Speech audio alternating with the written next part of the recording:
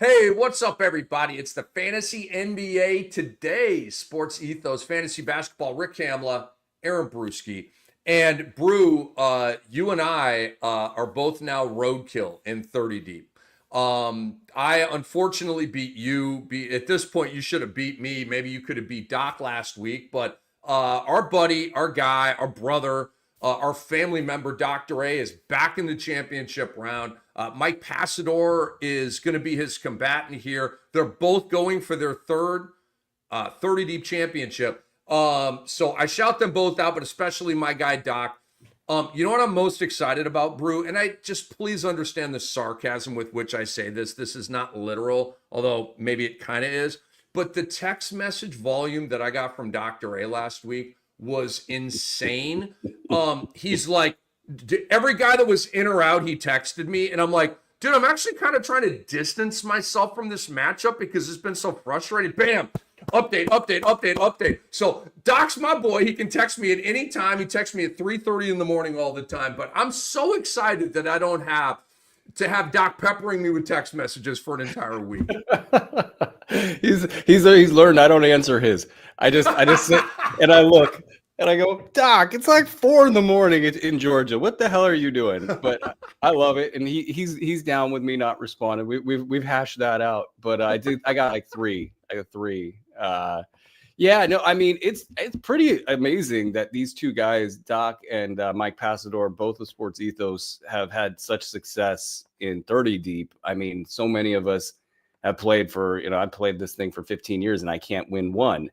Panda's looking at either 3, Doc's looking at either 3, and the competition in this league is second to none. So, congrats. And Doc won it last year. If I wasn't clear about that, and their squads are great. And Panda's the thing with Panda that folks don't realize is like, he might be the best fantasy analyst in the world. The way that he and Keston Paul over in our NBA department, the blurbs, they do something to you, and when you make these draft guides and you learn 500 players and you learn them at the level that they're learning them at, it doesn't surprise me, I guess, that he's able to, in a 360 player league, just kind of dominate year after year. He's always there. Matt Smith, the basketball monster, always in there. He had a great conference finals run, and so did you. And even the quarters were great in this season's playoffs. So congrats to everybody involved. And I don't know who I think will win. I'll have to take a look at that later, but it's going to be a great matchup. It's going to be a sojourn, and Doc certainly will be giving us the updates when we do the fantasy shows, and he'll be on with Brew later on this week. Guys, keep it up with Bet Online, all right? Keep it up. Keep making his money, man. Making it rain out there on the tournament and on the NBA and other stuff, too. Bet Online is the world's most trusted betting platform and your number one source for betting on all the madness. Whether you're a seasoned fan or a first-time bettor, Bet Online is your ultimate game day companion with the largest selection of odds and everything from college basketball to a $200,000 bracket contest. Bet Online continues to be your number one sports betting source. From every Cinderella story to every hat trick, BetOnline has you covered with odds, stats, and more for every game, every play, and every win. BetOnline, the game starts here.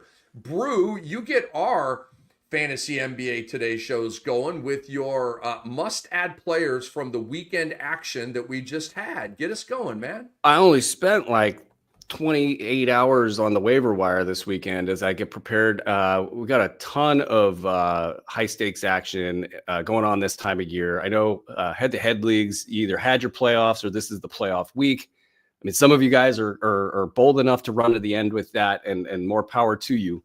It's just crazy out there right now. And in Roto leagues, this is probably the most consequential week of the year. Yes, there's been many decisions that have way more weight than what we're, talking about this week. But right now, everybody's trying to get to the final few points that they can get in the various categories and make that final push. So I was just in it forever this weekend.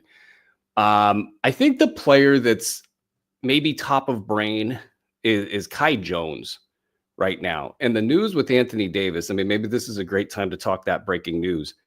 Kai Jones has sort of come in with a bang here, and he actually had a big game 2 weeks ago 2.5 weeks ago, and a big gap. And now he's with Dallas, and he's averaging 27.5 minutes a game, 16-8, 16-9, 88% from the field in 3 games. So he's giving you big boosts in points, boards. You've got a chance at some defensive stats. You're probably not feeling great about that, but then field goal percentage. So that's 3 categories right there that he is super strong in. And it comes amidst this classic, well, what's the two-way contract rules again? We're all sitting here trying to figure out the contract rules. And thank God Keston Paul in the layup line has been keeping track of these rules and how many games certain guys have left. And with Kai, basically, he can kind of run to the end of the season. And April 10 is when Dallas has the financial ability to sign him for the rest of the year.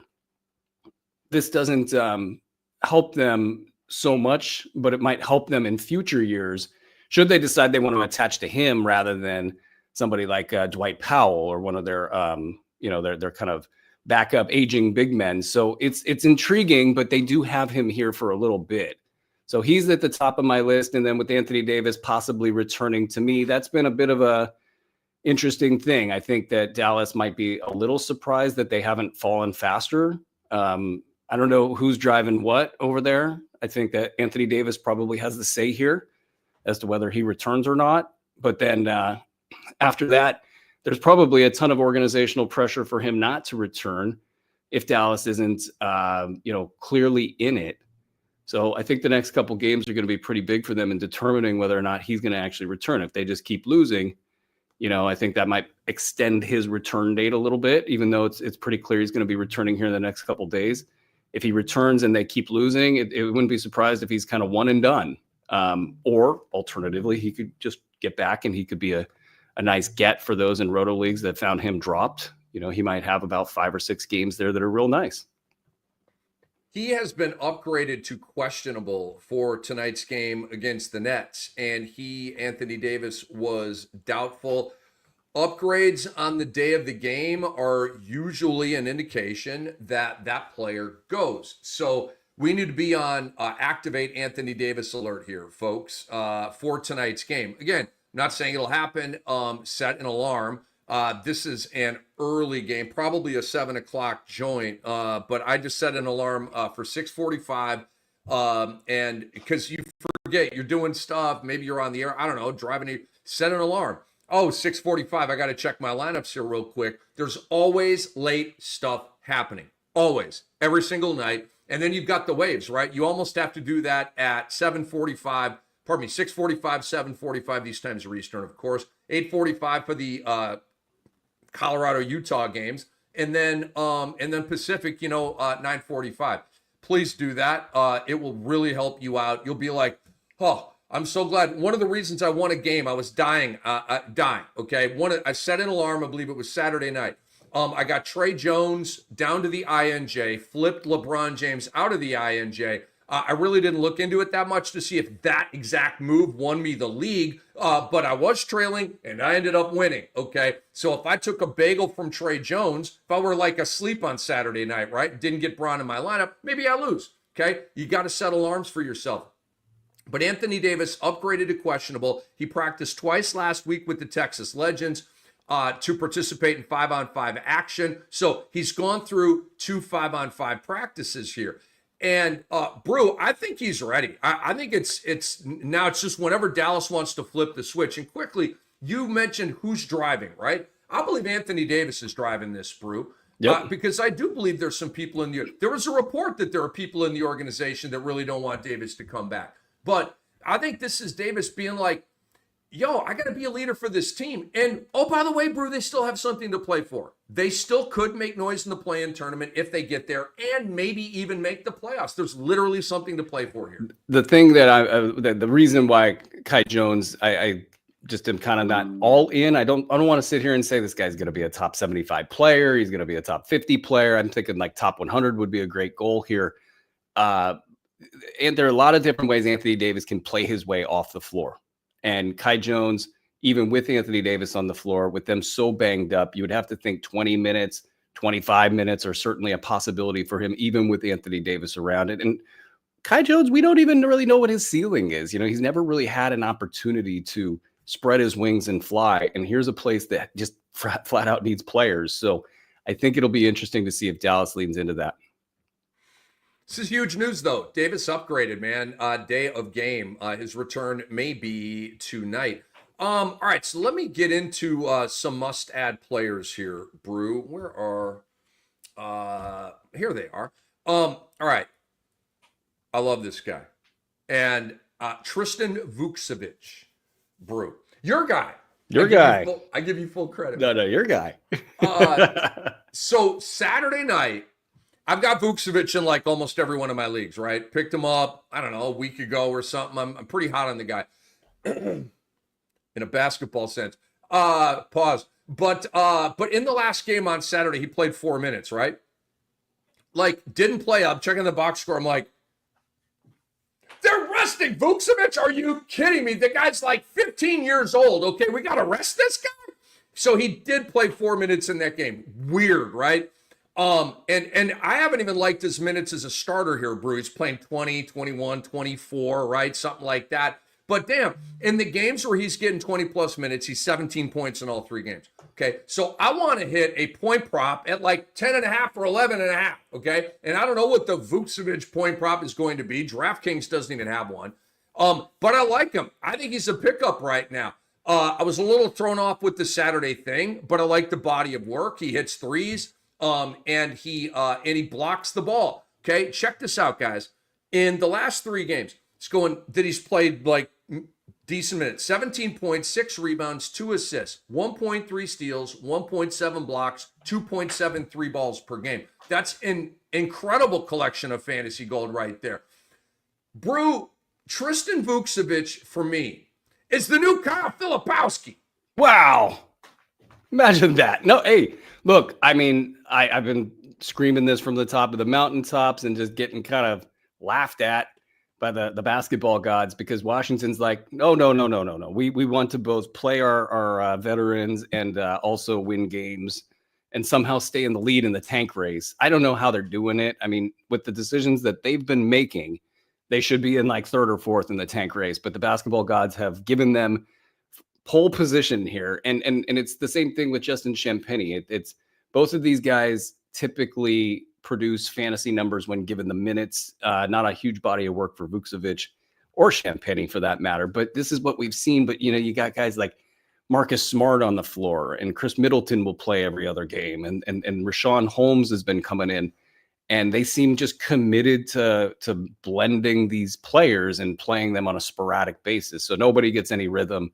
And somehow they occasionally get a win, and everybody else is occasionally getting a win, and somehow this is working out for Washington. But the hope would be that they stop playing Rashawn Holmes, and they stop playing Marcus Smart, and they stop playing Chris Middleton.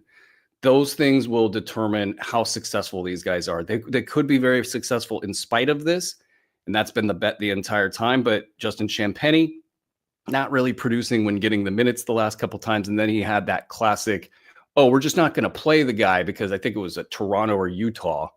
And they played Colby Jones 30 minutes, and they played everybody that just got on the team 30 minutes, and they didn't play Justin Champagnie because they really, really needed a loss. It's frustrating, but both of those players, I think, and especially Tristan, because there's this sort of newness to him. I think people either have Justin Champagnie on a roster or just recently ditched him. Vukcevic was sort of the hot prize over the weekend, and for good reason. All those stats that you rattled off, he's got the capability, especially if he gets 30 minutes. If he gets 30 minutes per game, you guys will be talking about those as silly season lines. And I think he's actually better than that. But Tristan Vukcevic, indeed. Along the same lines, Adem Bona is in this silly season to shift and go to another player here, is a silly season conundrum. Smokey, is this going to work? Is it not going to work? Kind of a thing. Top 90 over his last 7 games on the floor, 10 points, 6 boards, 2.5 combined defensive stats, 66% shooting from the field. Now he's had an ankle injury, which of course in the middle of Philadelphia is absolutely not reported upon. So I was glued to the broadcast yesterday as I was doing my waiver wire work. He was out working out before the game. It sounds like he was working out pretty hard. The broadcast crew, when they were not talking about the game, they did mention that. And then after the game, he was participating in podcasts, and he was sort of really omnipresent around the team. And he has a deal. He's not on a two-way. My thinking is they will bring him back. O'Shea Brissett just had some knee soreness pop out. That's probably been a big deal for him, I would guess, his entire career, if it's happening right now when he's supposed to get the minutes. He's, along with Alex Reese, the only other big man on the squad. There was some commentary by, I think it's Adam Aronson, who covers the team, that there could be a rotation effect where they're rotating guys in and out. Yes, somebody like Jeff Doughton, who had a big game in this last one from a fantasy perspective, who has 5 games left on his two-way ability to play. And you've got, was it Hood Shafino's got 9 games.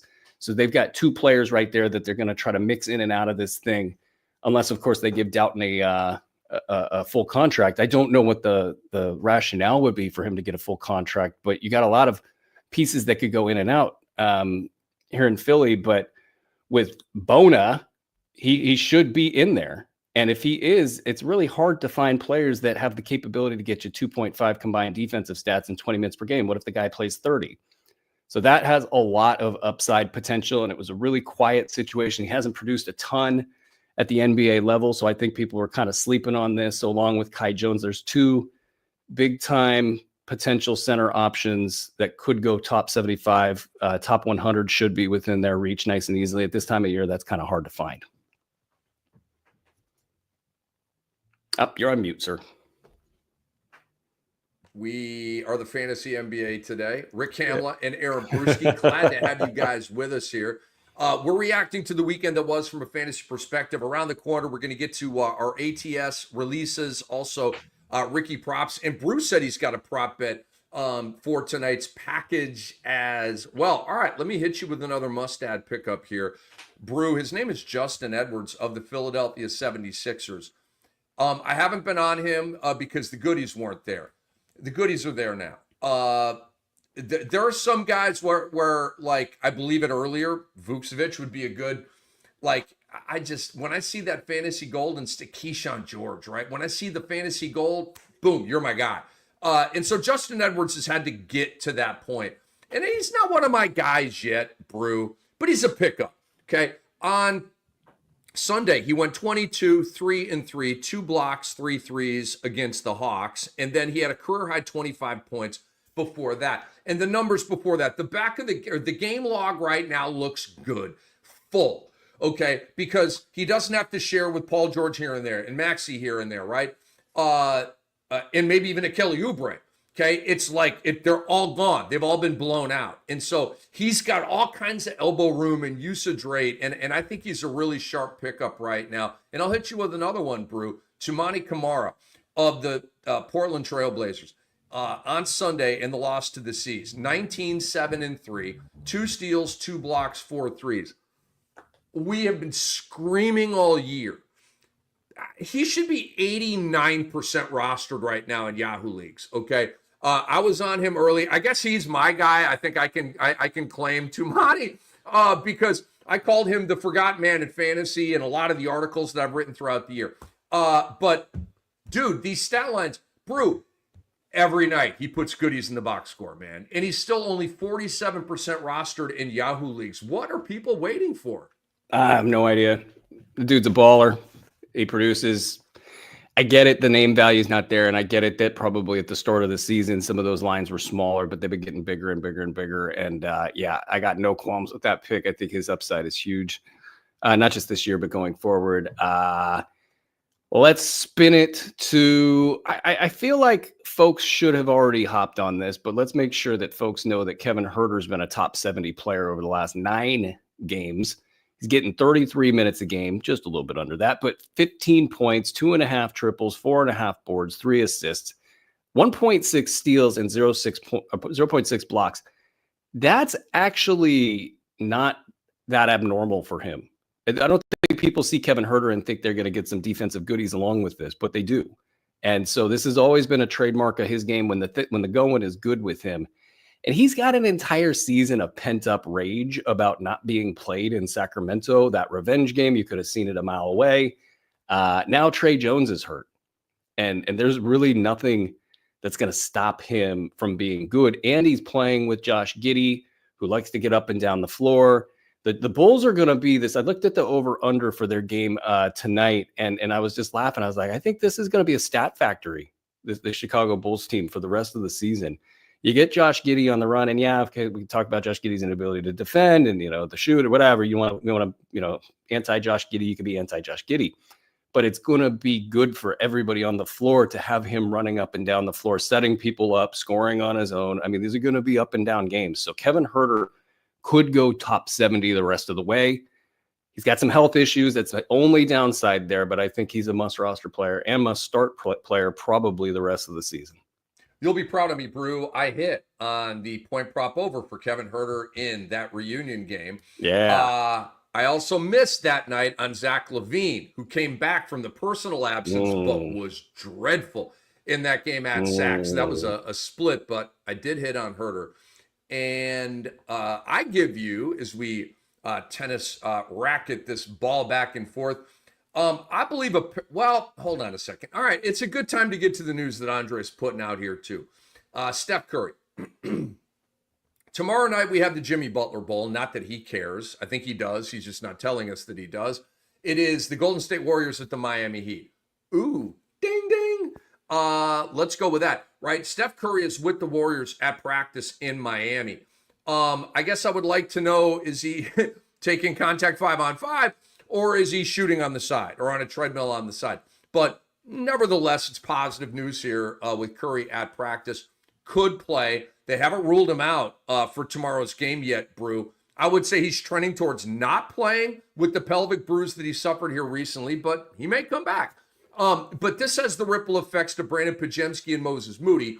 I like Podziemski no matter what, Brew. I think he's a fat pickup off the waiver wire right now. If you're lucky enough to be able to go do it, he is a goodie guy. He's Dante DiVincenzo 2.0. Like, think of like a Dante line with more boards than assists, some blocks, good steals, and then some threes, right? Very similar players. But Moses Moody, Brew, is a pivot guy. Without Curry, I really like Moody. With Curry, I don't like Moody. So here's Andre telling us Steph Curry out on the court in Miami today. Warriors just went through a long practice. Andrew Slater out on the court. I thought Curry, like the fact that he did all of this to join the team that as fast as he did, like, to me, all it registered for me was like he wants to play. He wants to get out there as fast as possible. So that's a great sign. I kind of think he goes, but I mean, it would be a very fast return for him to go. And if anything, it's probably just that whole lead from the front mentality. This Western Conference playoff seeding picture. There are a lot of teams that could go either 2 or 7, and that's a big old jump. And I think this team in Golden State, I think they know they got the goods. And I think that the playoff picture between them and Los Angeles getting re-upped with firepower, it's going to make the Denver and the OKC conversations much, much tougher to have in the Western Conference. So they probably feel like they should get a good seed and make sure that they can get as much rest as possible during the playoffs. Do you have any other must-add pickups here from the weekend, Brew? I think I will leave it at this. Make sure players like Santi Aldama, Ty Jerome, even like Bradley Beal. I mean, Bradley Beal in deep leagues is getting cut to the side, and he's probably going to be back here in a couple games. This isn't like I'm a biggest Bradley Beal fan in the world, and I think this is all going to work out, and I think he's going to be healthy the rest of the season. But if you're looking at your waiver wire and you need one game for whatever reason, and Bradley Beal's sitting out there and he's going to play soon, it's something to think about. In addition, the OKC guys, Cason Wallace and Aaron Wiggins. Wallace has been top 70 over the last 9 games, and I don't think a lot of people kind of take that in because there's so much to talk about with OKC. And Aaron Wiggins just top 170 over that span, so he's had a dip. But these are 2 players that the minute they start pulling other guys off the floor, these are the ones that are going to go big.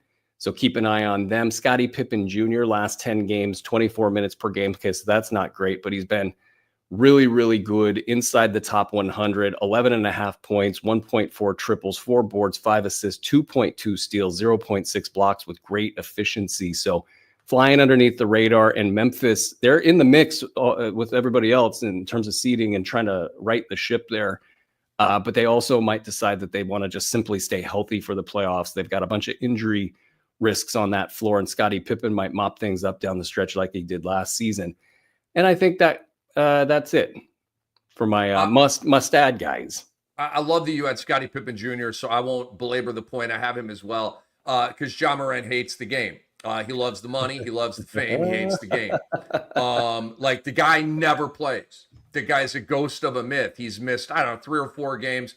And Brew, like I said, my teams that have like rotted out and become roadkill, the best thing about those teams, and by the way, losing because I drafted Morant and he's on the sideline for the biggest week of the year, is the fact that next year I don't have to have Ja Morant on my teams. Yes, I'm bitter. Yeah, okay? You're scorned. I love it.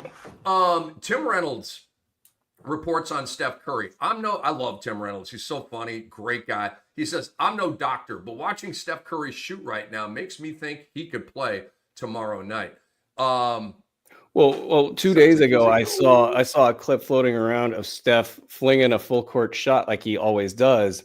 That was Photoshop, right? The way it bent in the air and went to the side, like that wasn't real. I kind of think it was real, but he kind of shot it like I don't know, like a frisbee action or something. Yeah, but I've seen him do that stuff forever. I think he was healthy enough to make that shot, and then he did. But look, in today's day and age. Okay, Andre says he doesn't think it's real. Okay, I'm the dummy that fell for it. Am I the dummy that fell for it? I think a ton of people fell for it. I kept seeing it over the weekend. Dude, this guy's unreal. He can't be stopped. Like, he's the greatest shooter ever. Like, which he is. But, like, I saw it all over, and I'm like, guys, I didn't even put anything out on Twitter because I just didn't really care. But I'm like, look, I remember watching The Running Man as a kid, and they framed Arnold for all that stuff in Bakersfield, and I'm really worried that that's where we're heading. I'm going to fall for anything and everything, apparently, and it's just happening right now. It's all happening. Oh, my God. Andre says, haha, I don't think it was real. So we got to talk to Doc about that. Oh, I'm sure Doc will have it. We got to talk to Doc about that. And Ira Winderman, my boy, South Florida Sun Sentinel, he put out footage of Curry at practice. I guess more of individual workouts, it seems. The plot thickens. There will be a lot of reporting on this, and we will soon find out if Steph maybe he's just there to support his guy. And by the way, Miami completely spiraling. And I mean, man, speaking of fake news, there's something else floating around there about Miami that I got to look into. But they have dropped like a rock. And I think that I kind of think that Jimmy just wants to embarrass him. And maybe Steph wants to be a part of it. Maybe Steph's like, I'd just like to be a part of that sort of thing. Andre Lemouche, shout out to him for all the help here. He says Curry just got upgraded to questionable. Ding! He says Steph Curry practiced. This is Eric Slater. Steph Curry practiced today. He's going through an individual workout right now. He'll be listed as questionable for Jimmy Butler's return game. Depends on how body responds to the work. Oh, boy. So, I mean, he's playing unless his tailbone just says, start screaming at him. Yeah, both these guys, Davis, I mean, with the way the news cycles work with this stuff too, like they wouldn't rev up the engine to be like, oh, well, we can't play today. I agree. Yeah. I agree. I do. Look, it's the NBA. These guys could always pull a fast one, but largely I believe at least the spirit of whatever. Apparently I did a great tailbone impression. That's what I'm good for. Couple other updates here tonight. RJ Barrett rest ruled out. How annoying is that bull crap? Cole Anthony didn't participate in shoot around. He is questionable. Probably not going to play tonight as the Magic host the Lakers. We talked about Anthony Davis upgraded to questionable. Zaire Williams is in tonight, guys. D'Angelo Russell is out. And that has Trendon Watford implications, Brew, because Watford was looking kind of nice. He's been rolling a little bit, but With Zaire Williams coming back, I'm more on him than I am on Trendon Watford. If I had to kind of look at those two guys tonight, and That make team's that leveled decision. out a little bit. They're not great. There's holes in the situation. Like Dayron Sharp was good for a little bit. Now he's not. That kind of stuff's been happening all season. Keon Johnson, same thing. You take D'Angelo Russell out of the equation, it gets nice. It does, my man. It does. It is Rick Kamla. It is Aaron Bruski. We are the Fantasy NBA today. All right, let's get to the studs and duds of the weekend. Ooh, since we're on this thing, how about this fantasy serendipity brew? The number one stud of the weekend is Andrew Wiggins. And guess what? It is the Andrew Wiggins Bowl. It's like the subplot, or I don't know, the appetizer for the Jimmy Butler Bowl on Tuesday night. Yeah, it's Wiggins against his former team. 2 games over the weekend, averaged 36 points, 4 assists, 2 steals, 1 block, and 4 threes. Denny Avdia, Doc's guy, 26, 9 and 5, 2 steals, 3 threes per game. And the third best player over the weekend, Jason Tatum, averaged 28 points, 7 rebounds, 7 assists, 2 blocks, 1 steal, and 2 threes. And then you got to shout out Kevin Durant, man. Had a 42. He and LeBron are the only guys to have 40-plus game against every team in the league, which is pretty darn cool. But those are the studs from the weekend. Any commentary there? The Andrew Wiggins stuff is especially sweet because, people are almost on the verge of dropping him, it feels like, all the time.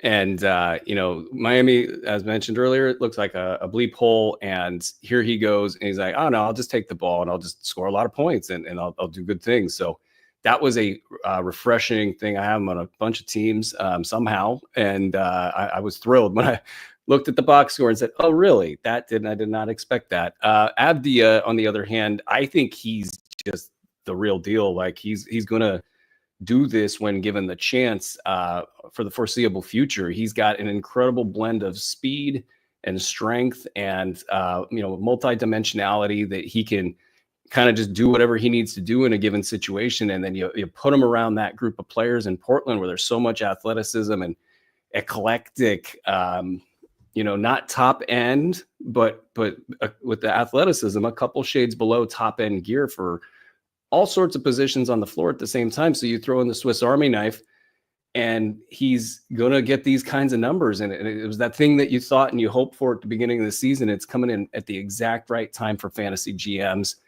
Josh Giddey, I see as an honorable mention here, 15, 10, and 17 with 8 steals. Like what the, I think the Giddey turnaround maybe even is, I think the fantasy world is in love with this guy.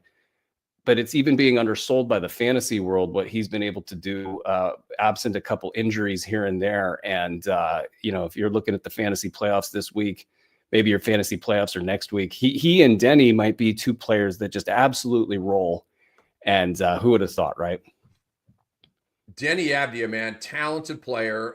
Washington, you screwed up big time letting him go. He's been a huge part of the surge by the Blazers. Like, I'm trying to think right now, Brew. Like, I think he's been the leader of the charge. I do. And I might even put Kamara number 2 because Simons is just doing Simon stuff. Scoot Henderson is like stuck in this bench role, so he can't pop.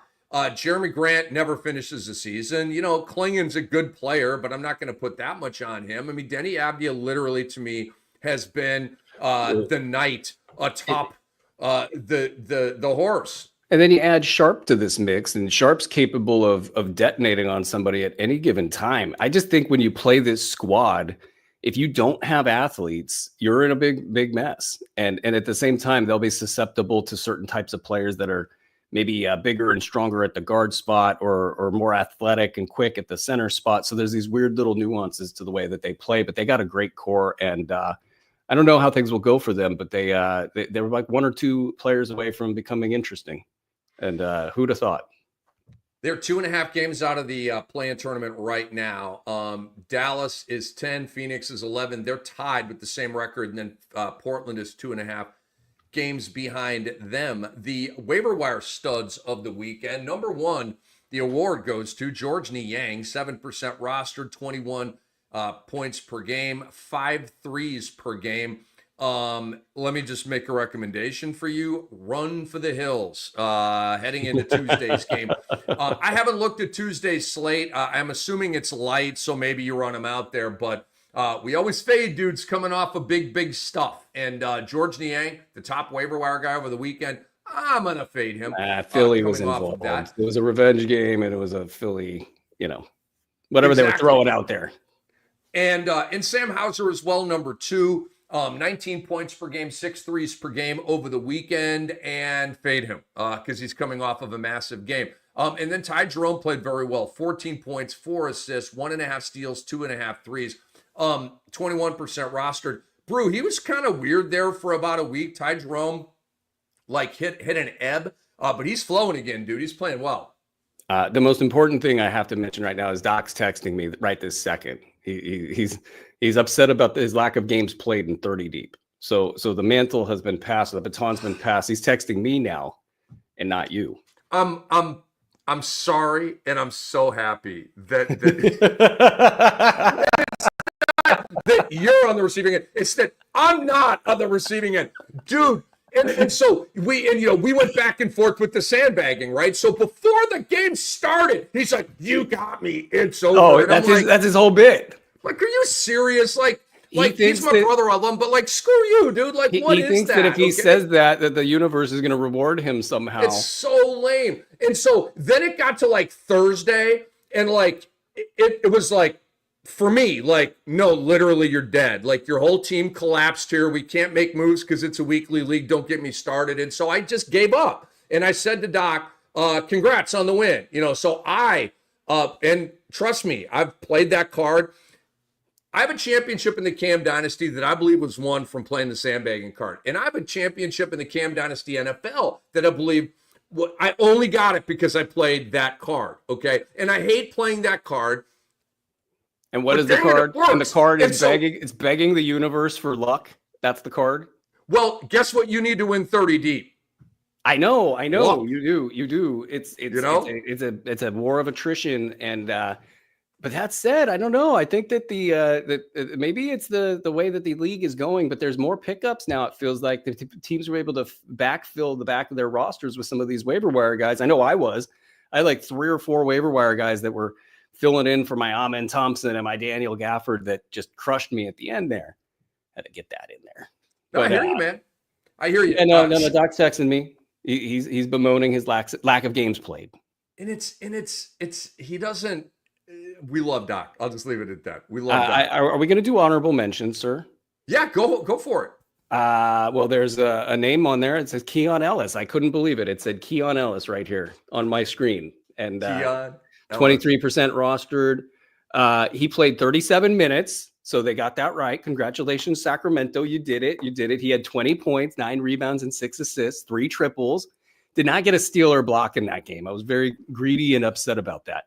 But then Doug Christie, in his second coaching loss in a row, decided that I'm not going to put Keon Ellis on the floor for the last 5 minutes of this ball game. And they lost. And that's what you deserve, Sacramento, is a loss. No, and but in fairness, I mean, they did it the game before, and Kobe White torched them, and they were like, we don't know if we have a player on the bench that can handle this. But credit to the Sacramento press. They went to Doug and they said, what about Keon at the end of the game? And Doug said, I think I should have played him. So there you go. They're slowly learning in Sacramento. But I just wanted to a win of sorts. By the way, shout out. You said Stat Factory earlier. I love that. When talking about Chicago for the right, I just want to give you credit for that. I like Stat Factory. That's a nice brewism for you all right there. He's Aaron Bruski. I'm Rick Kamla. We're the Fantasy NBA today. Download the Sports Ethos app. It's completely free. It'll help you win and just flex on dudes and do the LeBron thing where you get them off your back. We will help you with that with NBA, MLB, and NFL as well. Okay, so let's move on now to the duds of the weekend. Donovan Clingan, you let us all down here. With one game, I'm not even going to read the stat line. Putrid, a bunch of bagels, 19 minutes. Donovan Mitchell. Bro, where is your game at? And will you get it together for my Cam Dynasty NBA repeat attempt here? I mean, come on. 2 games, 11 points per game, 3 and 3 with the rebounds and assists, and 2 steals per game. And then Chris Middleton, who, God bless him, Brew, is just in the way right now of But they love him in Washington. Of more exciting stuff happening here in Washington. He's going to bring Middleton scoring 10 points a game. Teach these young guys how to play. It's going to happen. It's so brutal. It's so brutal. I can't believe that Chris Middleton is 62% rostered in Yahoo leagues, and yet let me juxtapose that with one of these other guys. Ty Jerome, 21% rostered. Like, let's start there. Tumani Kamar at 47% rostered, but Middleton's in the 60s. What is happening? And back on Donovan Mitchell, this has been a crap year for him. He's outside of the top 40 this season, and that's on a per game basis. So he's also missing games, not as badly as is in years past. I mean, he'll probably ticking up and over 70 and kind of be league average there, but just the emergence of the other players. But the 1.3 steals, that's an effort thing there. And yeah, they got a great defense, and maybe he can just kind of hang out. But what's happened in OKC with their powerhouse is their stars went out and got a ton of stats. Donovan Mitchell just kind of sat back and tried to collect on all those stories about what a great sharer of the ball he is and what a great coach Kenny Atkinson is and how this all-star team has so many wins in Cleveland. Not that I'm griping. Go Detroit. Yeah, we'd like to see JB win that Coach of the Year award for our guy Bruce so we can cash in. So yeah, that's what's up, man. So let's move on here, Brew, and let me get back in here. Let's talk streamers here on Monday night. But before we do, a quick word about the Sports Ethos app. I just kind of mentioned it. You can flex on dudes, but it's super convenient for you. It's on your phone. You don't have to get to a computer and look at it. Just thumb it with your left thumb. And like all of these alarms that I'm telling you about, 6:45 Eastern, 7:45 Eastern, 9:45 Eastern, so you can get all these late changes. All right, we got to look alive with Anthony Davis tonight. You got to look alive with Steph Curry tomorrow night. You got to set alarms. And we can help you with that, okay? You set an alarm. You go to the Sports Ethos app. You thumb through. Curry's in tonight. Bam, I got him in 3 leagues. Go make your moves, okay? Anything else you'd like to add about the Sports Ethos app? I would love for you guys to send us feedback right now. We're road mapping out not just this year, but next year, and we're making a ton of investments in this app as well as the website itself. So if there's tools, if there's different tweaks you want to see the tools we have, if there's different parts of the website you'd like to see improved, send me a note. You can send it to me on Twitter at Aaron Bruski, AARONBRUSKI. You could send it via email to support@sportsethos.com. I just want to gather as much feedback as I can before we tell everybody to go and build things. So thank you for that. My man, Aaron Bruski. I'm Rick Kamla. We're the Fantasy NBA today. All right. Okay, you were just talking about Keon Ellis. So let's start here. Again, 9:45 Eastern, set an alarm. And here's why. Malik Monk is questionable with an illness. I believe he's going to play. He missed the previous game with an illness. Guys usually don't miss 2 games with an illness, especially a stud like Malik Monk. I believe he's going to play. If he plays, leave Keon Ellis on waivers. If you picked him up, I don't know, you may have to play Keon because it's so early in the week. You don't want to burn a transaction, but that's on you. In one of my leagues, I've got an alarm set. I've got Jonas Valanciunas on my team. Okay. Domantas Sabonis is questionable for this game. All right. Here's what I'm going to do. If Sabonis is activated and Malik Monk is out, I am going to drop Valanciunas and pick up Keon Ellis. Okay. And if Monk is in there, then I'm not going to pick up Keon Ellis. And let's say Sabonis plays. Okay, well then it's late in the night and it's early in the week. I'm probably going to take a backup game from Jonas Valanciunas and then cut Valanciunas for a Tuesday night streamer. But that's how I'm viewing that. But that's a real pivot point here, Brew, as we get into the night. What's happening with Monk and Sabonis and the ripple effects there? Yeah, so the line is currently Celtics -4 in Sacramento. That makes me believe at least one of these guys is playing, if not both. So I think that's what the line would be anyway if those guys were playing. And so keep that in mind. And Sabonis has had such a crazy season he's played through a ton of injuries. So these recent injuries aren't a surprise to me. But the pressure of trying to be the team leader and this team sort of, despite the success under Doug Christie, they've fallen back, and the story's heading the wrong direction in Sacramento. And I think that's the clarion call to action for DeMontis to come running back way too early.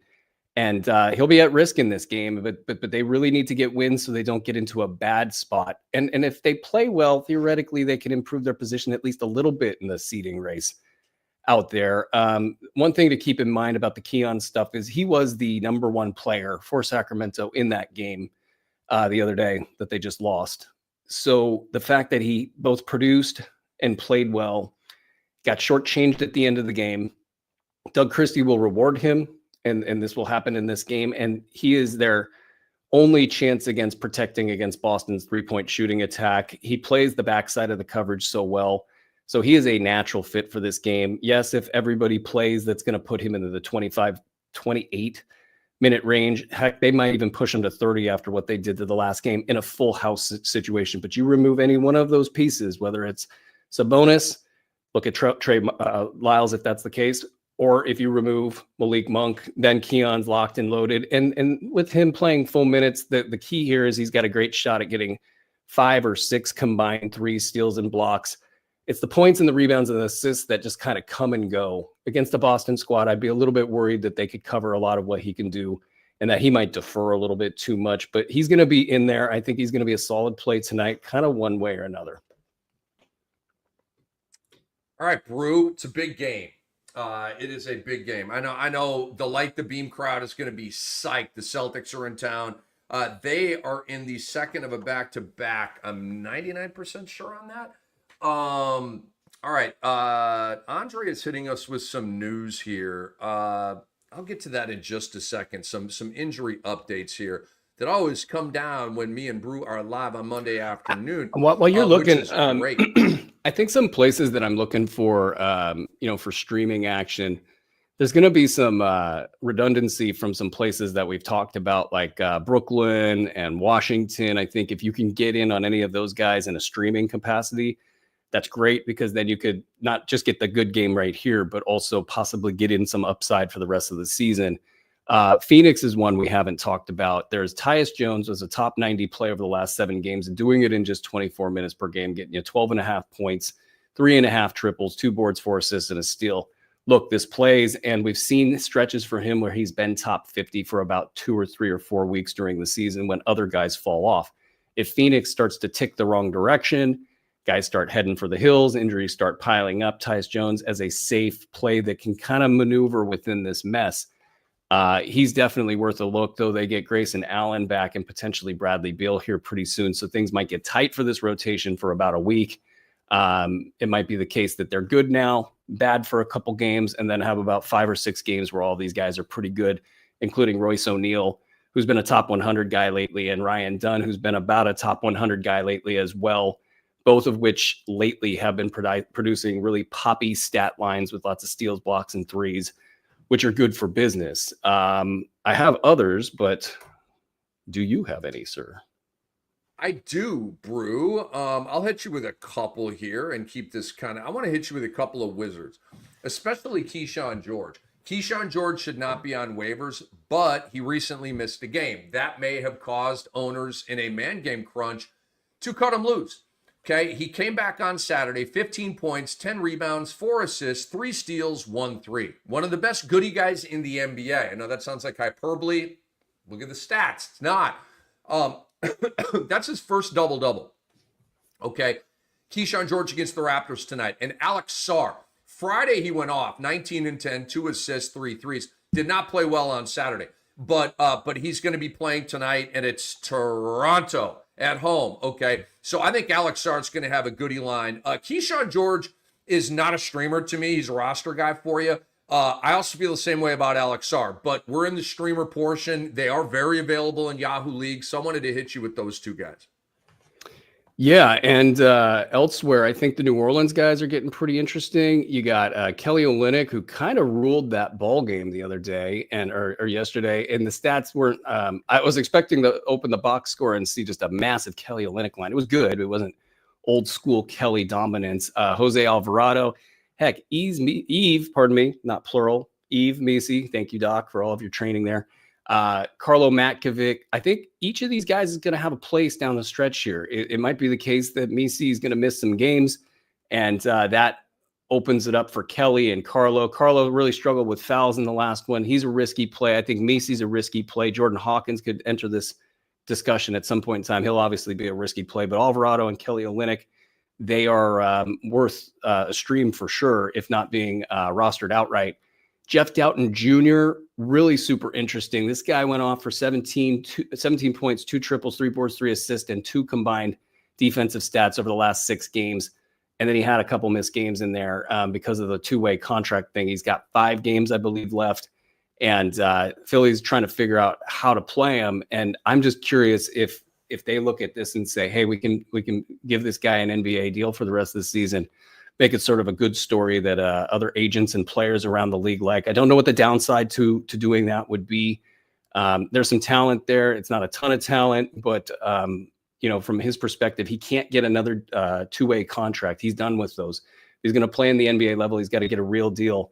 And so I think maybe the basketball gods will reward him. And if that's the case, and if he's top 55 over the last 6 games, and he's got a chance to do that for a tanking Sixers squad, then he becomes super valuable. For now, he's just a spot play. So if he looks to be available in this game and you're just looking for production for one game, give him a look. Matas Baselis has finally picked up the pace again. So with Trey Jones out and some of these other big men in Chicago kind of fading, maybe it's modest time. We thought it was modest time about a month ago. Ended up not being modest time at all. A lot of risk there. Mike Conley is an interesting one. If Anthony Edwards is sitting out here tonight, he's been very quiet lately, Mike Conley. But with Anthony Edwards out, that would open the door for him. I got a couple others, but I don't want to go on and on. What you got, Rick? Spencer Dinwiddie, I want to throw at you. I'm usually not a Dinwiddie guy. The consistency has been there. And if Anthony Davis is activated tonight, and he might be, he's been upgraded to questionable, then it's a no. But if it's the Dinwiddie, Najee, PJ show, then I think Dinwiddie could have goodies. And let's remember, it is Spencer Dinwiddie at Brooklyn. Spencer Dinwiddie had at least 1, maybe 2 stints with the Brooklyn Nets, so it will be a reunion game for him. Brew, back to you. Brandon Williams has a couple more games left on his 2-way deal. And so, I don't know what you do if you're Dallas with that. Like, I guess you just exhaust it. They can't bring him back until April 10, and I don't know what combination of things they would be looking at to do. And obviously, if they're in the playoff hunt, that would change things considerably. But while he's got some games left, if you need some player, games played, look at Brandon Williams. He's probably got a shot.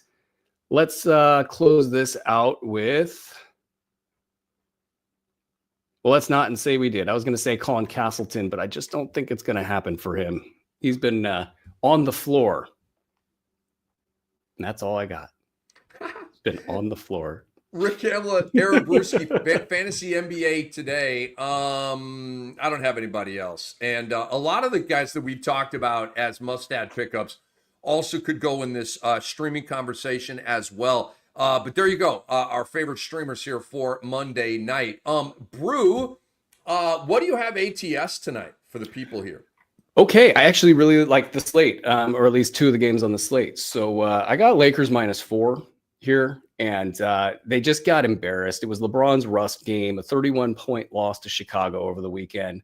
And as mentioned, they can finish anywhere between 2nd and 7th. And I think that, Orlando, who they're facing, is extraordinarily 2-dimensional right now. They've got Paolo, they've got Franz, and that's it. LeBron against Paolo. Of course, there will be all sorts of different matchups on the floor, but Paolo's game will run into the brick wall that is LeBron James, and he's not going to be able to do much with that. To be a lot of inefficient shooting over the top of LeBron and whoever else is covering him in this game. And LeBron also gets the respect from the refs. And so that's unfortunately going to put one of 2 engines in a precarious position here. There's also a decent amount of size on the floor that can bother Franz Wagner. Of course, it comes down to more than just that. It's going to come down to how these 2 players are playing together. There's been a lot of time for Luka to gel. Austin Reeves in this game, kind of tips the scales to a place where Los Angeles should be able to win this game going away. They need the win. They're like 3-6 over their last 9 games or something like that. So I think the Lakers come in motivated. Orlando's been playing fairly well lately. I don't think that they're hungry or not hungry or anything in between. They're probably just trying to find some sort of footing before the playoffs. But Los Angeles is going to come in and steamroll them. I've got this as a 2-unit play. And then my other play is going to be Bulls +4 in Denver. Normally, I don't like to fade the injured star with Nikola Jokic, doubtful or out. I thought he was out, but I saw doubtful somewhere. Aaron Gordon on the back-to-back may or may not play in this one. All of their starters played heavy minutes. Chicago's been the team that's been sitting in Denver, acclimating to the altitude up there. Denver flying back in after everybody played 34 to 38 minutes. DeAndre Jordan played 38 minutes. I don't know what they're going to do at center tonight. This feels like a schedule loss. They are 3-point favorites right now, so it looks like the line has shifted. I had it at Bulls +4 last night. I'd either take it for 1.5 units or 2 units outright. So yeah, I like them both. I love it, dude. I've got well, I don't have that one anymore. Oh, I'm sorry, I forgot to give you guys a couple of notes. Brew was running through the Pelicans. Bruce Brown out tonight, okay? Eve Messi questionable. CJ McCollum out, rest. Zion out, back. Third straight DNP for Zion. Probably been shut down, okay? I don't know. Maybe he's coming back. Maybe he's not. Maybe it's just a back injury, and he'll be back later on in the week. I don't know. But I know he's INJ eligible in Yahoo League, so don't cut him. Just put him down in the INJ and move on with your life. Kelly Olynyk off the injury report. I believe that Jose Alvarado is primed for a big game tonight at home against Philadelphia, who stinks. Jose's going to be out there strutting his stuff, getting the home crowd going. I'm really feeling Jose, especially with CJ McCollum out. So I had New Orleans -6.5, Brew, because Philly's in the second of a back-to-back. But without CJ and Zion and drawing a line through that one. That just dropped to -3.5. And also, like, come on, this game is, I mean, we got the Raptors and the Wizards, and we got the Sixers and the Pelicans. Like, it's not a sexy slate, Brew. Where's Nancy Kerrigan? Is she going to pop out and just whack people? I mean, come on. I've got Washington -1.5, Brew. You got bigger balls than I. I am going to just going to keep it moving on that. It is Toronto at Washington. Toronto's in the second of a back-to-back.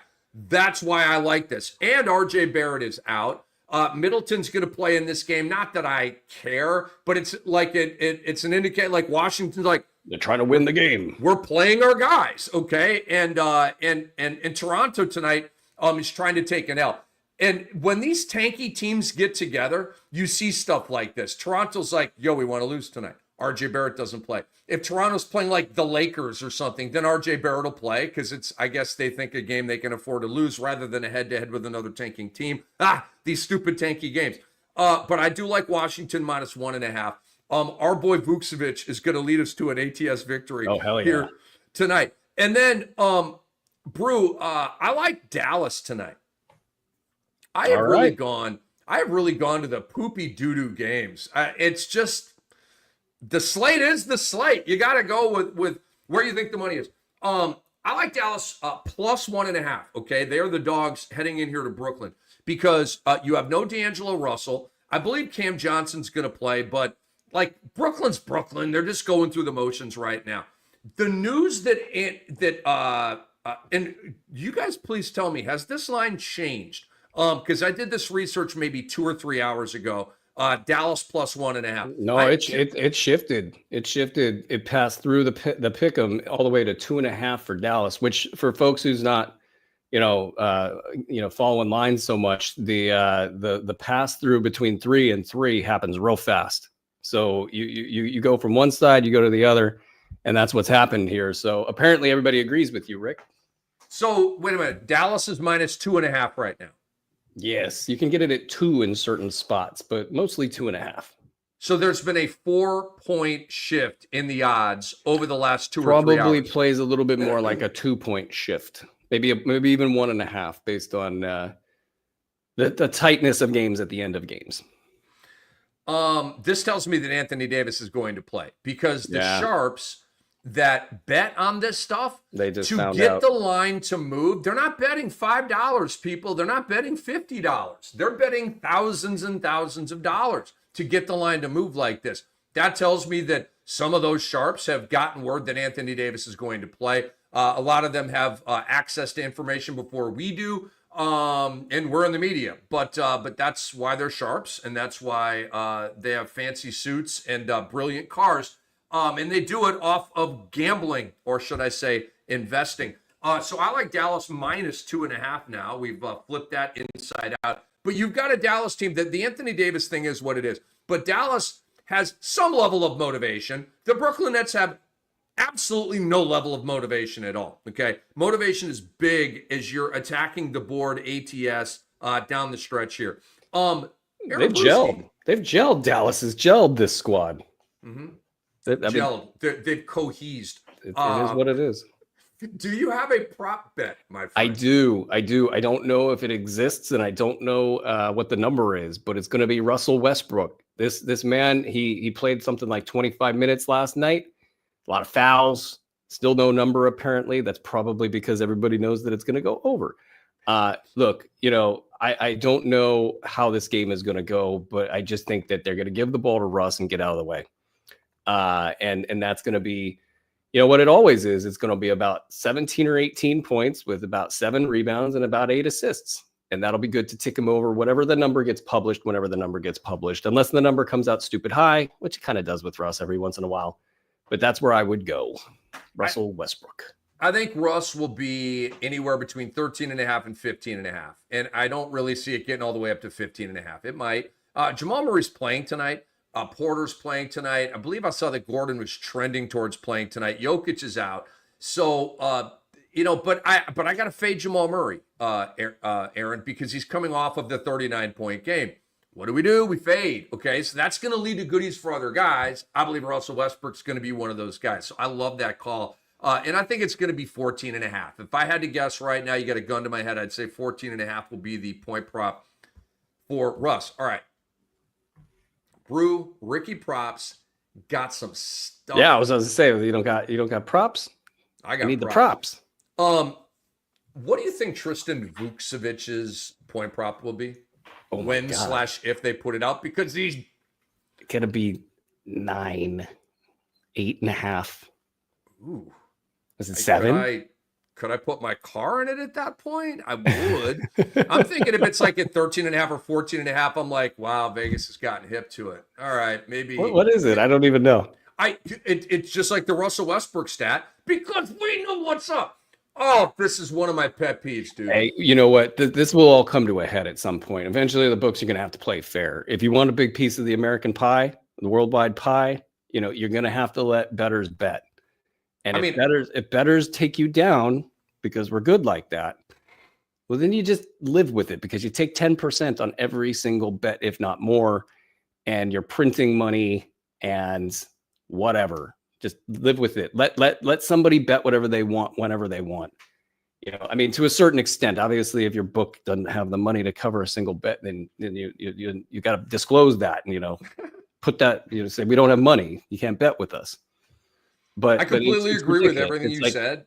They just they freeze out the sharps, and sharps have to have like 500 accounts. It's absurd. I completely agree with everything you said, and none of that will come to fruition, with all due respect, Bruce, because these are greedy and human powerful. Beings. They're beyond greedy. They just want, take with no give at all. So, look, you go play craps at a casino in Vegas. You go to Bet Online, a great betting site. The other one that I'm not going to say its names right now, they're the one that plays all these games with the props and that kind of thing. In their games. And I think they're going to continue to play these games because, Brew, this is the realm where guys like you and me have a leg up, or at least like we're in the ring, right? Because Vucevic, we're the only human beings talking about Tristan Vucevic, okay? And so why is Vegas right now withholding the point prop line on Vucevic? Because they're afraid of getting drilled by people like us who know the Vucevic is going to spike, but they have a hard time basing a point prop line when you look at his like season average and that kind of thing. So it makes it hard. There's wiggle room. The books hate wiggle room. Wiggle room, Brew, is where guys like me make our money. But they want to shrink that wiggle room. So it's a dirty game. I don't like it. Let us play. Let us play. There's plenty of people you will make money off of. Let us play. Bingo. Andre Lamouche is telling us that Vucevic's latest lines have been 12.5. I'll take that. I will go under. If he plays whatever 18 minutes, he gets that guaranteed. He's been at 17 exactly in 3 straight games where he's played 20 or more minutes. 17, 17, 17, and then he had that 4-minute game over the weekend. I'll take it at 12.5. All right, more props for you in our great audience, Brew. I like LeBron James tonight, over 23.5. The number is nice, right? We're used to 25.5, 26.5, 27.5 for Bron. He's at 23.5. Second game back, Reeves is cooking, Luke is cooking, all that stuff's going on. Here's my theory on LeBron tonight. He said that he was rusty in his first game back on Saturday. Fine. Predictably so. You came back. Like, cool. Okay. This is where he now starts to dial in. Pardon me. Dial in his game for the push. LA still has work to do. They're not locked into the top 4. They have a chance to get up to number 2. All of this stuff is very important. So LeBron's going to start dialing in his game. There will be, in my opinion, a team-wide focus set up by J.J. Redick to get Bron off and get him back into rhythm. Luka will understand that assignment. Reeves will understand that assignment. And so I think it's going to, let's get LeBron back up to LeBron levels here. I do believe it's going to be a competitive game at Orlando. It'll be a big scene down there. Only game of the year that the Lakers are in town.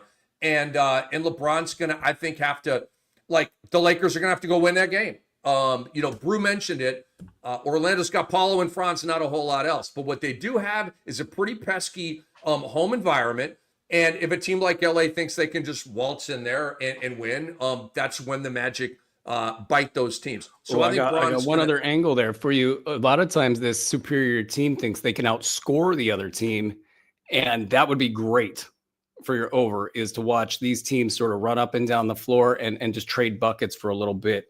Los Angeles might get into that mentality thinking that Orlando doesn't have the guys to score and they could just go back up and down the floor and then everybody hits their overs. But I like your over. I don't like Paolo's over and I don't like Franz's over. I like the Lakers.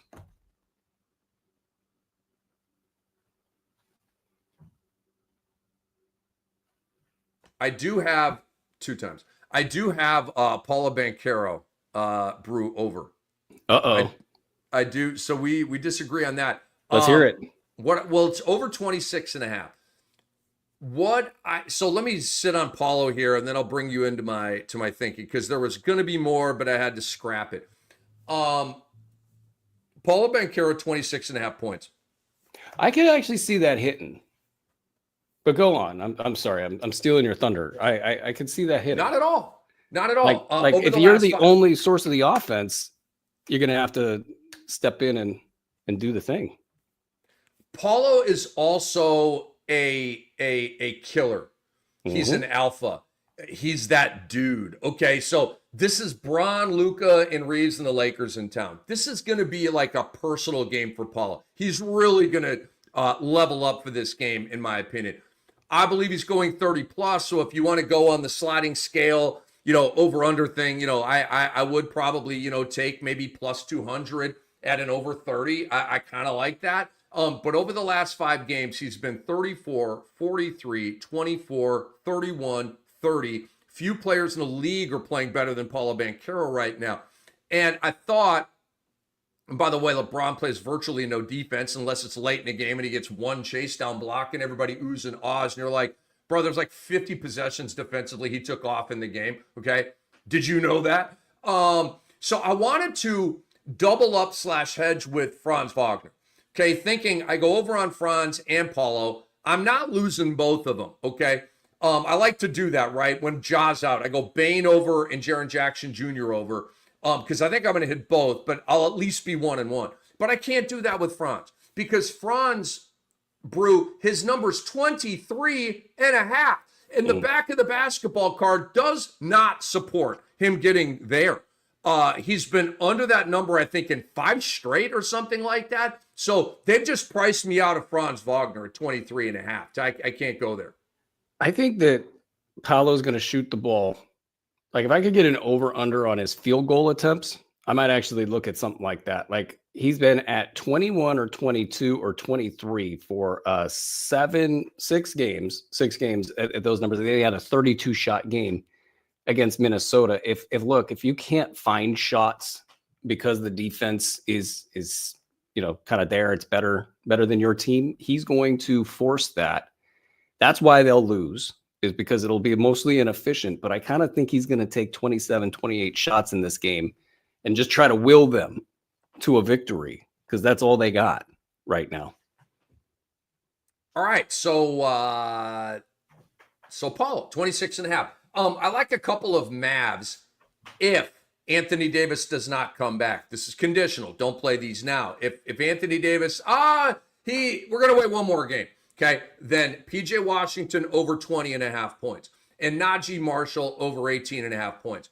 If Davis does not play. If Davis plays, I don't want either of these. Okay. Because we talk about this all the time. When a star player comes back, it throws things off for the other guys. The spacing changes, the hierarchy changes, the usage rate changes, the shot distribution changes. Everything changes, and it throws dudes off. Maybe just for a game, maybe it's 2 games, and then they recalibrate, okay? So if Davis comes back, flush it all. But if Davis is out, then PJ, he's been 29, 26, 27 in 3 games since his return. Again, 20.5. And then Najee over his last 4 has been 21, 21, 20, 19. His number's at 18.5. Again, with no Davis. And then finally here, Brew, Devin Booker. Devin Booker over 26.5 points at home against Milwaukee, according to Ricky Props, over the last 3. Here's Devin Booker's flow. 27 up to 41. What do we do off the 41? We fade. I mean, even a great player like Booker, right? 41, he's going to come back to earth in the next game. 7 times out of 10.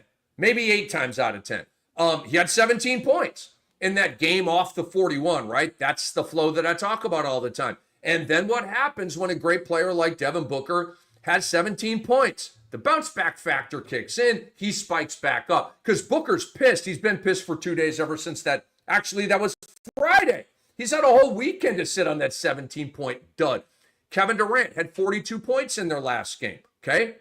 We fade a guy coming off of 42, which means the goodies get smushed on the Durant side and they get spilled out to Devin Booker, okay? And the other angle I have here, Brew, is that Devin Booker is going up against the Bucks. We know that Booker and the Suns lost in the 2021, help me out with the year, finals? Yeah, 2021. I'm really bad at like what year it was exactly. But anyway, they played a few years back in the finals. And, the finals memory, and it's Giannis. And I think all that stuff will be like rekindled in Booker, and he'll want to exact a little bit of revenge on the Bucks for stealing his ring. So I got Booker over 26.5 points. 2021 it is. And I'm sure he's still salty about that. And I would take that. You hit that last time. There was an important game with Booker. I got a pretty good, you know why I have a good read on Booker is because he's such a dog and so competitive. And so if he's off a bad game, I know he's not going to have 2 duds in a row. He's just too good for that. And he's wired Kobe-esquely like that, where like that game's been eating him up, man. There are some guys where I don't really understand the dude. And so I'm not as on with those guys. But like when I can really understand who you are, like Jalen Brunson, we just know the guy's a dog. He's a winner. He's clutch. And he does all of that stuff every single night. So if he has a bad game, you can bet your darn butt that he's going to come back that next game and hit his point over. So anyway, you just kind of go with the flow of these box scores, man, and you will make money. Brew, any final words before we drop the curtain on our show and go backstage with the people?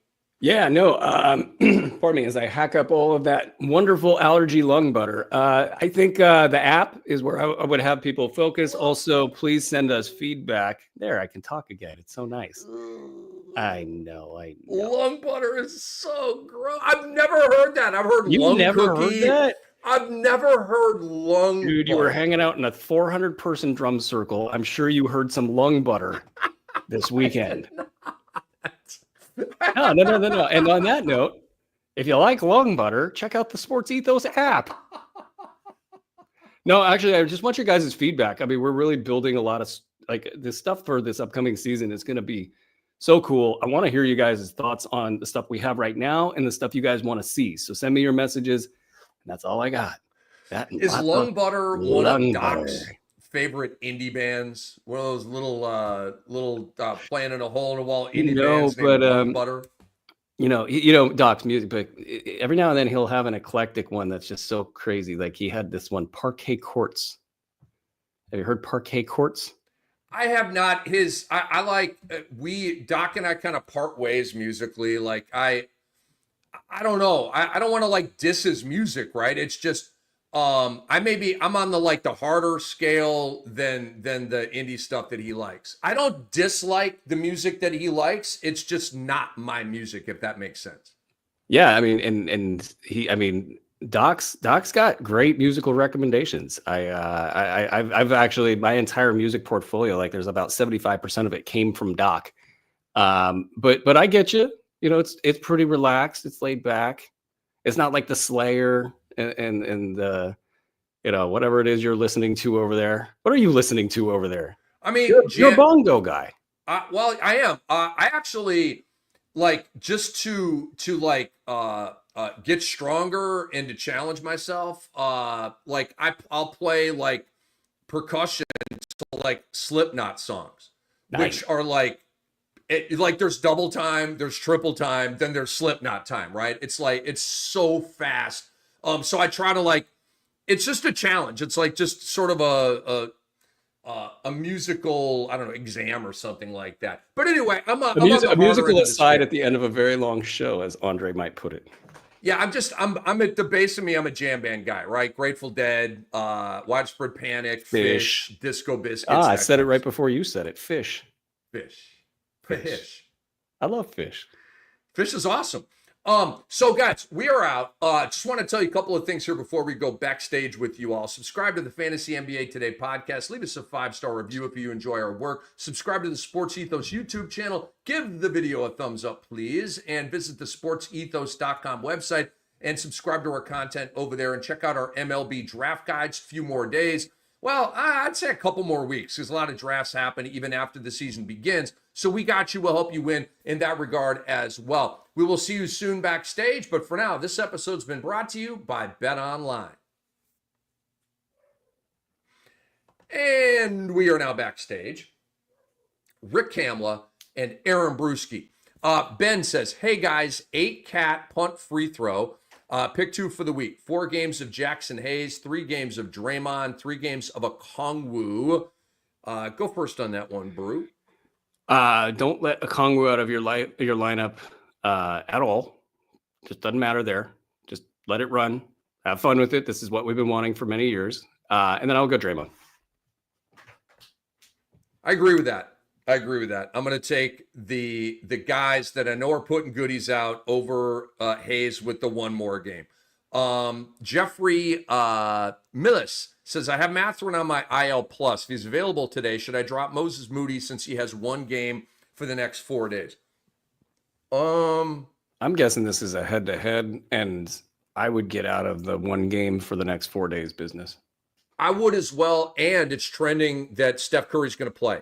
On Tuesday night, which to me is an automatic send Moody back to waiver situation. So, Jeff, that is the way to go right there. Yes, drop Moody to activate Mathurin if he goes tonight against Minnesota. Beasley 10 says Bona or Hayes this week. 9-cat, 12-team head-to-head. Looking to win my second week of the playoffs. I assume that's Jackson Hayes. What do you think on that, Brew?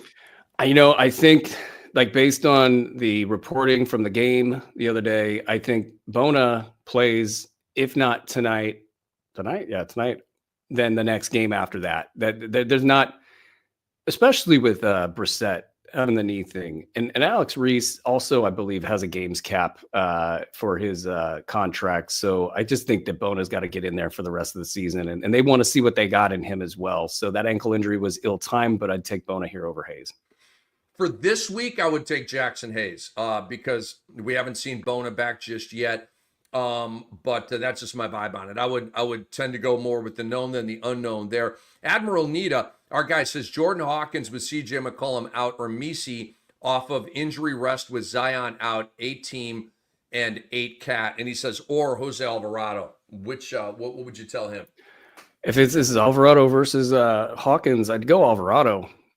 He's looked fine on the floor. They definitely need his presence on the floor to keep things from getting too ugly out there. So I would take our guy.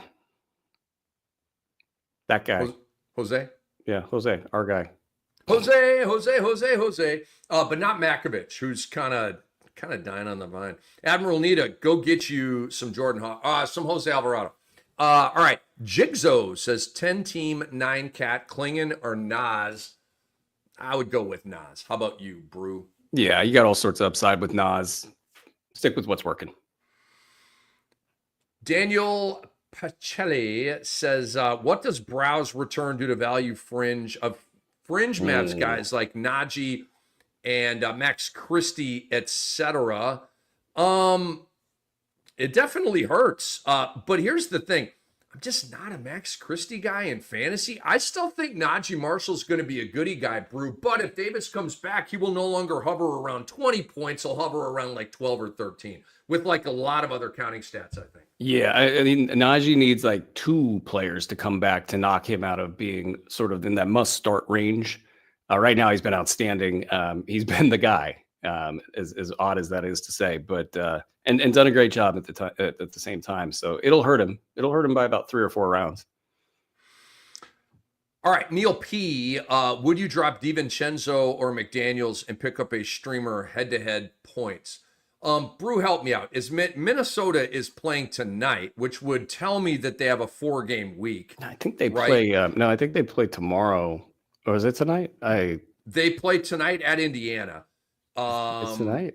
Yeah, they're a 1 game in 4 days. So you got some issues there, and the question of whether or not the Julius Randle effect comes in and finally starts whumping people, that hasn't really happened yet. Boy, this is tough. Boy, is this tough. I tell you what I'm doing. I'm playing DiVincenzo and McDaniels tonight. I'm going to see how it goes and then drop them heading into Tuesday. But you can't, they play tonight. I get the 1 game in 4 days, but today is a game that they play. Anthony Edwards might not play tonight. So I would take the goodies now. And I don't know, but Brew, most of us play in these Yahoo leagues where they give you 4 moves per week, right? I mean, just give you one hand. 4 moves per week, which I hate. I think it should be a move a day. In the Cam Dynasty, it's 8 moves per week. There's actually been one added to it. And that's kind of for the playoffs to give guys additional flexibility, because I don't want dudes losing because of roster restrictions. I just don't. I think that's bull crap. It helps to take the luck out of it as much as you can, and we need to mitigate and squish the luck factor down as much as we can in these sports. So I would ride them out today, see how it goes, and then maybe drop both heading into Tuesday night. Yeah, I agree with that completely. The Anthony Edwards injury does seem like it's a good spot for them to get him rest, give him 4 days off, and let him get back on track. Minnesota, they've got these next 2 to 3 weeks are going to be big for them. They got to reintegrate Julius Randle at a high level and stop their slide, which happened just recently. Our buddy that we were just talking about here said in ESPN leagues, they give you 7 moves per week, which I like. But I don't like ESPN leagues because they don't do a rating system. And ESPN, get your act together. To me, Yahoo is destroying ESPN and fantasy leagues, like not just basketball, but football, baseball, basketball, because of the rating system. I also like the look of Yahoo and the navigation of Yahoo better than ESPN. But that stuff's okay with ESPN. I just hate that ESPN doesn't have a rating. So I feel like every league I'm in is just a league and it's just gone and vaporized. I like having stats on the back of my fantasy card, Brew. Hey, shout out to Yahoo for making investments in that product. You know, every place that's out there, I mean maybe Fantrax has made some investments, but everybody's just let the same thing from 1980 just sit and keep going, you know? And that's its own kind of business episode of status of the fantasy industry and all of that. But shout out Yahoo for making the investments, and the product's pretty good. Andre's saying that Andre does have it, but it's per league. And I'm talking about, no, like over the course of your history on this platform, right? Like my baseball stats go back to 2013. That was my first Yahoo baseball league, right? The stats are from 2013 to now, like per league. So it has a rating system on all of the owners in the one league for that league. So anyway, he said they keep the historical per league. Okay, I get that. But again, I'm talking about an overall rating with an algorithm where it's me against Bruski, against Andre, against 3.5 million other Yahoo players, right? And then so I don't know how they do that algorithm, but I like it. All right, Daniel Pacelli says, is Scottie Pippen Jr. a good grab during the current 3-game week, considering the Grizzlies go 4 times next week, 10-team, 9-cat, head-to-head? Well, aside from the fact that Andre reminds folks that the Sports Ethos leagues have these features that you keep talking about, so that's good to know. And yeah. When those leagues are going to get super. Like it.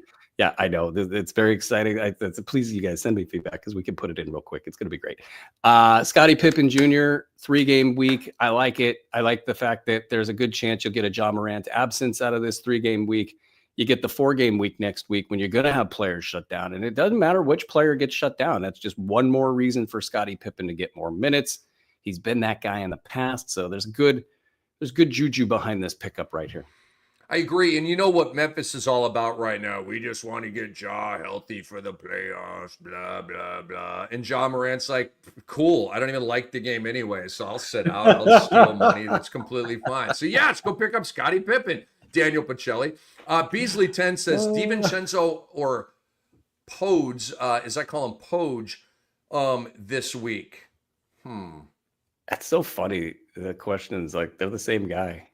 Just DiVincenzo's a lot better. I'll go DiVincenzo just to keep my DiVincenzo cred nice and real. Let me. I know you want to go Pods. Go Pods. So I'm assuming Minnesota has 3 games this week, and I'm assuming that Golden State has 4 games this week. Is that true? Yes, I believe so. Then if look, these guys are pretty similar here. I'm looking at the back or at Dante DiVincenzo's game log points: 13-11, 19-11, 14. Okay. The steals are good. 6 over 5 games, solid. The rebounds and assists look like they're about 4, like 3 and 3-ish, about 3 threes per game. This is not a great stat line here from Dante DiVincenzo. The minutes are weird. He's gone 30, 24, 32, 24, 23. 3 games for Golden State. It's only 3 games for Golden State. And it's probably... You want to go Pods. You want to go Pods.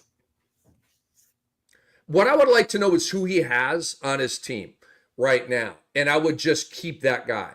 Is there really that much difference between Podziemski and Dante's stats, with Dante having to fall back in the pecking order with all the Minnesota guys healthy? I really don't think there is. I kind of actually think Poj has more upside here. There you go. There's your Podge pick. I'm going to stick with Dante because Podziemski has disappeared so often, and he's been great lately.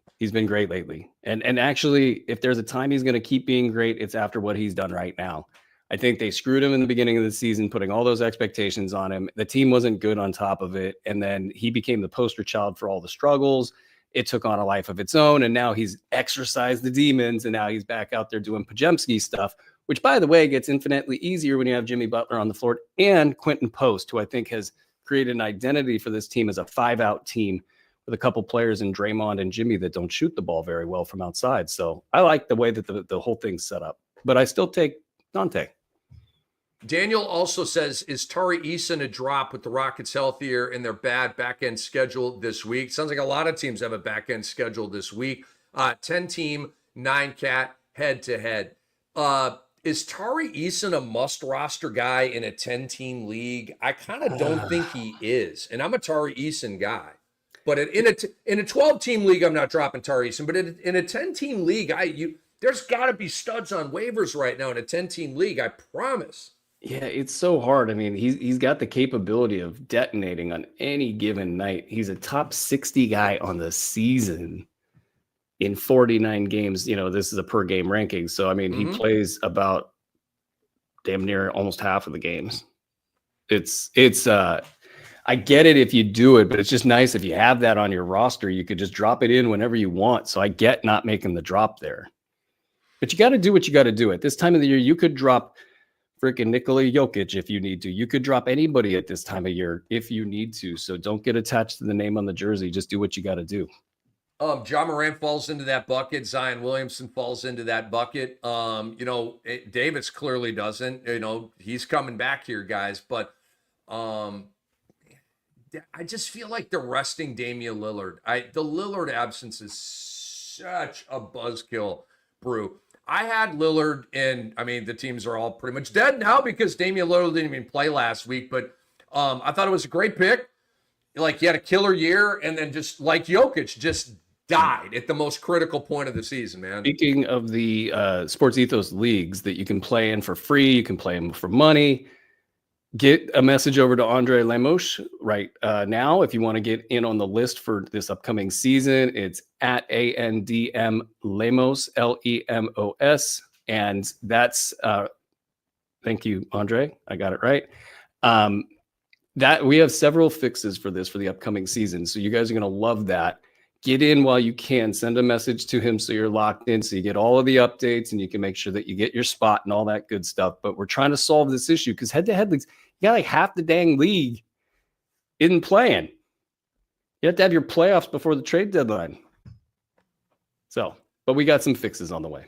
I'm going to do some soul searching over the offseason, Brew, about Roto versus head-to-head. And oh boy. I am, because I'm over the luck factor in fantasy basketball.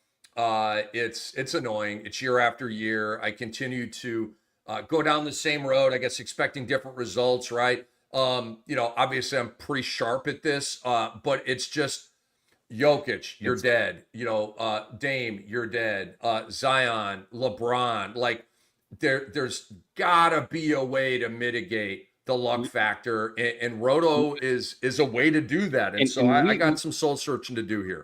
First of all, Roto's very much fun, but that's not what I want to talk about. We as an industry need to get this figured out. If we as an industry are serious about being an industry and we want to get people paid, we want the people who participate in this industry to be paid, for this not to be some part-time thing that people do in their spare time. As an industry, we have to get on top of this gameplay issue that is killing.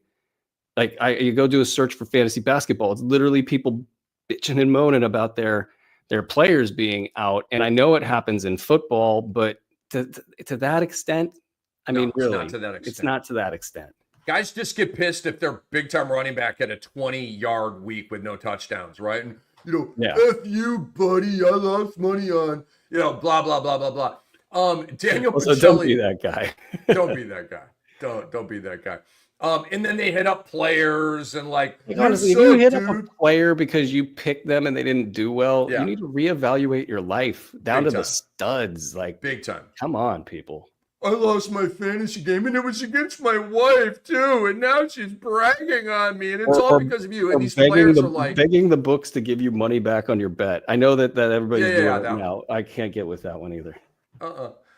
Daniel also says Rick Smits or Mark Eaton is your time machine dynasty preference. Oh, damn. I go back to Smits for sure. I think I might have been at the tail end of Eaton when I started playing fantasy basketball in 1989, creating this thing at Sigma Nu Fraternity. So I'm gonna say Eaton because of the blocks. And Rick Smits was not a goody guy. He was not a block steal guy. So I'm gonna say Mark Eaton. You guys blow my mind with the historical stuff. Like, I can't even remember what I did from 18 to 25.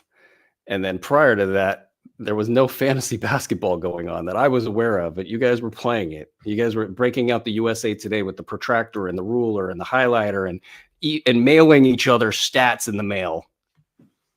It's what I had to hand score that league as. What year was I in school? That was I was like a senior, I think, at that point. And I was doing play-by-play for the student radio station. I had an internship with the local NBC sports department on Saturday and Sundays. Had a 20-hour-a-week job. I'm in a frat partying my face off. Oh, by the way, trying to maintain a 3.0 in a three in a three class thing. Like I really didn't sleep a whole lot. But that was fun, man. That was fun. But yeah, I hand scored the league, and so I might have had a 3.5 GPA if I didn't have to hand score the league. 'Cause that took a lot of dang time, dude. And you got to like add it all up, and it was brutal. Sitting there in class with your protractor and your ruler, and teacher's like, "Oh, you're working so hard." No, I'm not. But I did win the league, Brew, and I did take the money off of my frat brothers, and that felt good. And it was like $10-20 or something like that. It was low dough, but that felt good to go around to each of them, right, bro? And then you get it's in college, we're all poor, right, bro? I ain't got it, man. It's $10, so you got to like track them down and stuff. I had to do that whole thing, man. You just shame them to death until they finally give you that money. Dude, you lost. You bet. It was come on, give me the money. I did eventually get all my money, but I think it took months. And then Budwin Kirkwick says the No Dunk Boys gave you a shout out the other day, Killer Cam. Thank you so much. Appreciate that, man. Appreciate that.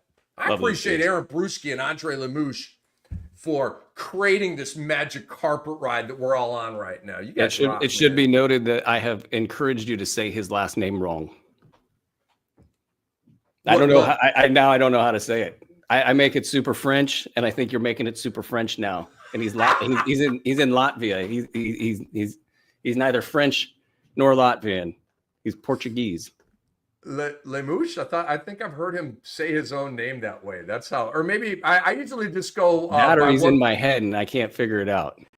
I just usually go by what Marv Albert or Mike Breen say, right? On some weird, not a weird foreign guy, but like a foreign player with a weird name, and then I go with them. And Andre says, I have no name. I'm not real. He's like Charlie from Charlie's Angel. But we don't even hear him. Well, at least we heard Charlie. I was just saying, I think I corrupted you. And now he's super uncomfortable. We've said his name like 5 times. He really wants us to close this show down. Which is so great. Guys and girls, we appreciate you so much. We are out. Aaron Bruski and I will be back next Monday at 12:30 p.m. Eastern time or thereabouts to bring you the goodies heading into Monday and coming off of the weekend ahead. This is the Brew Show, as I call it. It's my one time working with Brew for the week, and I love it. And cherish this time with you, my friend. Brew, have a great week. Good luck in all your high-stakes leagues, man. Thank you, sir. And I will see you around the office.